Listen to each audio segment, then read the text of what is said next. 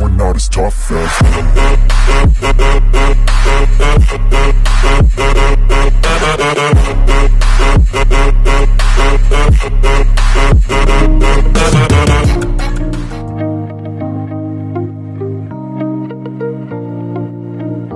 Mega love shoutout po Mama Richo po ng Singapore.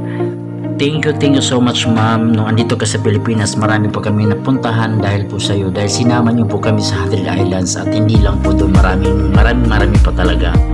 At ang higit pa doon po ang surprise po para sa anak ko, ang educational assistant po para kay Kay. Thank you so much po ma'am. Talagang hindi po namin makakalimutan po talaga yung araw na yon dahil po sa iyo. Napakabusilak na yung puso ma'am. Thank you so much po. And God bless po sa iyo ma'am.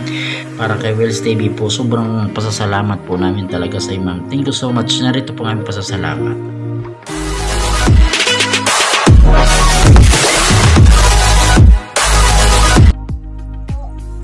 Mami Maricho, dito po.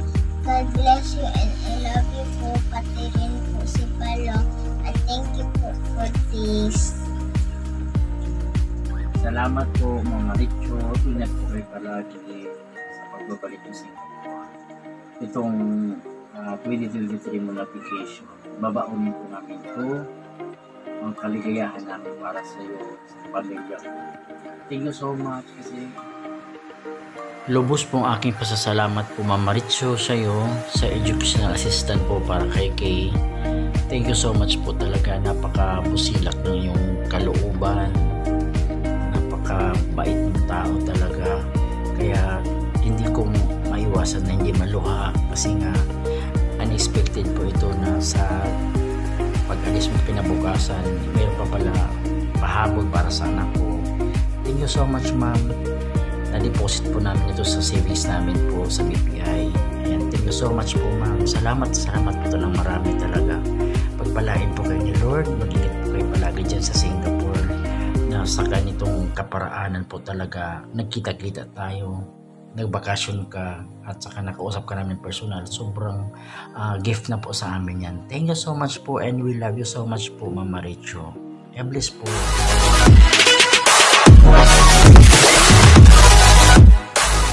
Narito naman po ang aming handog po kay Mama Richo nung andito sa Pilipinas. Ang simpleng celebration po dapat po sa kanya, pero nagkaroon po kasi ng conflict ang schedule niya. Nagkaroon po siya ng kumbaga karamdaman na hindi inasahan kasi nga pagod na siya sa kakabiyahe. Yan po siguro hindi niya nakayanan yung pagod. Nagkaroon siya ng hindi naman ganun kakaramdaman, yung ano lang siguro panghina ng katawan, may sipon siya. Ayan, kaya yun, pero ano muna yan, ginawa po namin po yung ano talaga yung decoration namin para sa kanya, pero hindi po siya natuloy dahil nga ho, may karamdaman siya, may sipon siya kasi galing po siya sa ibang lugar na pinuntahan niya sa mga team YouTuber din yan. Kaya po masaya pa rin kami dahil nga ho may dear naman po kami sa Cubao kay Mami Modra. Ayan, kaya sabi ko nga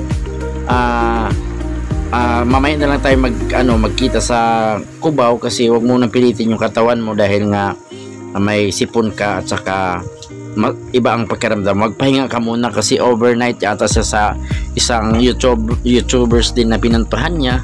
Kaya siguro, pero yan talagang ginawa ko talagang para sa kanya, para pagdating niya is may pa-welcome ako sa kanya. Dumating man sa hindi, pero sobrang saya po namin kasi nakita naman kami before the flight niya, nakita naman kami kay Mami Modra doon sa Farmers, kumain po kami doon sa Peri-Peri. Kaya ayun, sabi ko magpahinga na lang, mas mainam talagang magpahinga na lang siya. Ayun po talaga, share ko lang talaga kasi nga sobrang excited ko nung malayo pa lang talaga ang pagdating ni Mama Richo. Nag-isip na po talaga ng papa-welcome sa kanya kung anong dapat namin gawin na decoration para sa kanya, para sa simpleng lang po talaga kasi ito kasi Mama Richo sa Singapore pa lang talagang nagsabi na sa akin na pag uwi ng Pilipinas isasama kami sa Hadrid Islands. Kaya sobrang saya po namin talaga sa kanya dahil nga po first time din namin nakita yung Alaminos, Pangasinan. Kaya thank you so much po ma'am.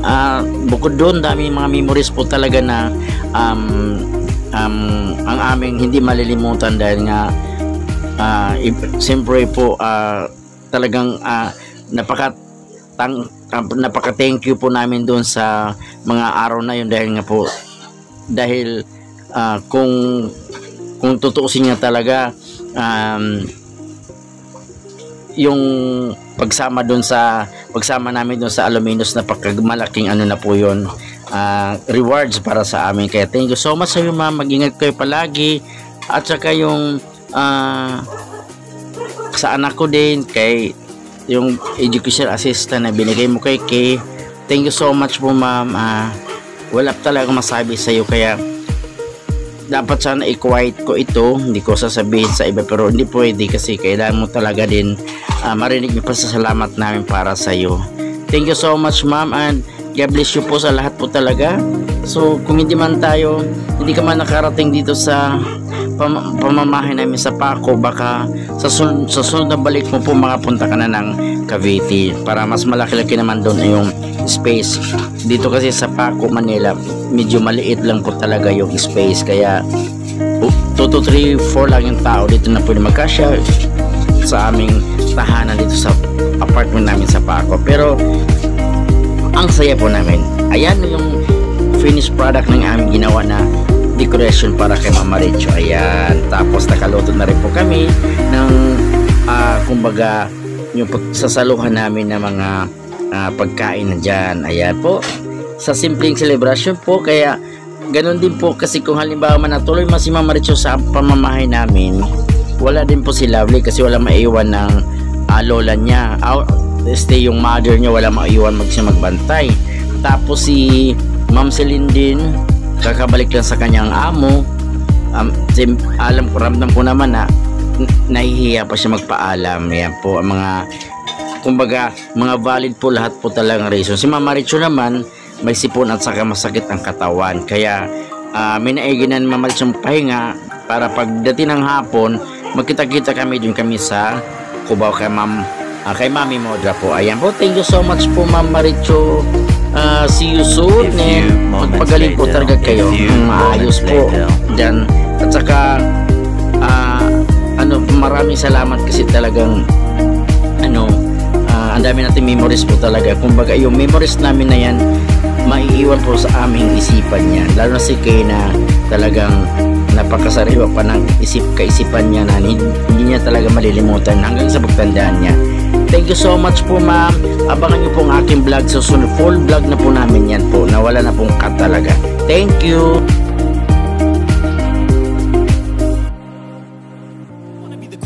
Everybody on the fake shit, I look around and feel like everybody is the fakest. I make this every day and I'm impatient, hoping one day I blow up from the basement. Statement, the top is so vacant, I don't hear shit.